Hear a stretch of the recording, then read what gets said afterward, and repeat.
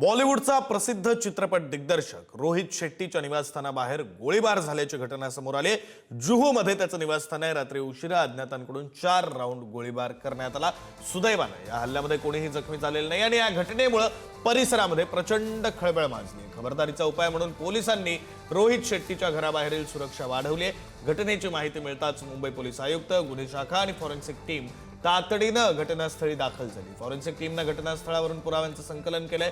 Police सध्या परिसरातील CCTV फुटेजची तपासणी करतायत, तर हल्लेखोरांचा शोध घेतला जातोय। हा हल्ला एखाद्या गँगस्टरनं दिलेली धमकी आहे की मग दुसरा काही हेतू आहे, याचा तपास पोलिसांकडून केला जातो। अधिकची माहिती देत आहेत प्रतिनिधी नंदकिशोर गावडे। नंदकिशोर, विक्रांत, जर पाहायला गेलं तर थोड्या दिवसापूर्वी उशिवरेमध्ये सुद्धा अशाच पद्धतीची फायरिंग जी आहे ती घरांमध्ये झालेली आपल्याला पाहायला मिळत होती आणि त्याच्या अवघ्या 2 आठवड्यानंतर पुन्हा एकदा दिग्दर्शक, प्रसिद्ध खरं तर दिग्दर्शक म्हटलं जातं रोहित शेट्टी, त्याच्या घराच्या समोर हा संपूर्ण फायरिंगचा प्रकार मध्यरात्री घडलेला आपल्याला पाहायला मिळतोय।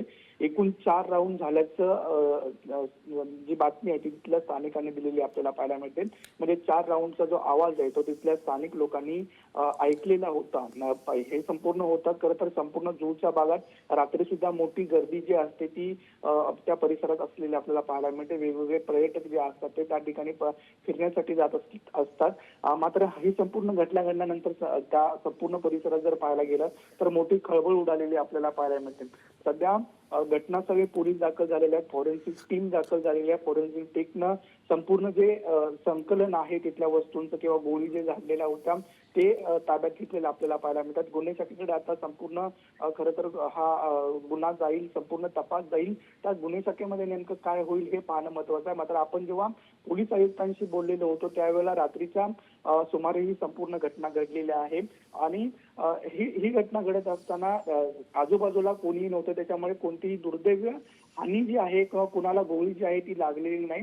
मात्र सीसीटीव्ही आहेत ते सध्या तपासण्याचं काम जे आहे विक्रांत ते सध्या सुरू आहे आणि सीसीटीव्हीच्या अंती नेमकं हे कोण होतं, कोणी केलं, याच्या पाठीमागचा हेतू काय हे करतं स्पष्ट होईल। मात्र सध्या कोणतीही अधिकृत माहिती जी आहे म्हणजे हल्ला का झाला, हल्ल्याचं नेमकं कारण काय, त्याच्या अगोदर रोहित शेट्टीला कोणता मेसेज आलेला होता का, धमकी आलेली होती का, हे अद्यापही स्पष्ट नाही। मात्र जे सीसीटीव्हीच्या आधारे जे आहे ते संपूर्ण जो तपास आहे तो गुन्हे शाखा आणि मुंबई पोलीस आता करत असलेला आपल्याला पाहायला मिळते। दुसऱ्या बाजूला जर पाहायला गेलं तर वारंवार म्हणजे मागच्या वेळेला सुद्धा सलमान खानच्या घरी सुद्धा जर फायरिंग झालेली आपली पाहायला गेली तर रात्रीच्याच सुमारास झालेली आपल्याला पाहायला मिळते। म्हणजे सुमारे जवळपास काल 1 ते 2च्या दरम्यान ही संपूर्ण फायरिंग झालेली आहे। 12:30-1च्या दरम्यान ही संपूर्ण फायरिंग झालेली आपल्याला पाहायला मिळते। त्याच्यामुळे रात्री उशिरा ही फायरिंग झालेली आहे। घटनास्थळी फॉरेन्सिक टीम, पोलीस पोहोचलेले आहेत। संपूर्ण जो वस्तूंचे संकलन आहे ते विक्रांत केलेले आणि पोलीस अधिक तपास करत आहेत। धन्यवाद नंदकिशोर दिलेल्या या सगळ्या माहितीसाठी। Thank you.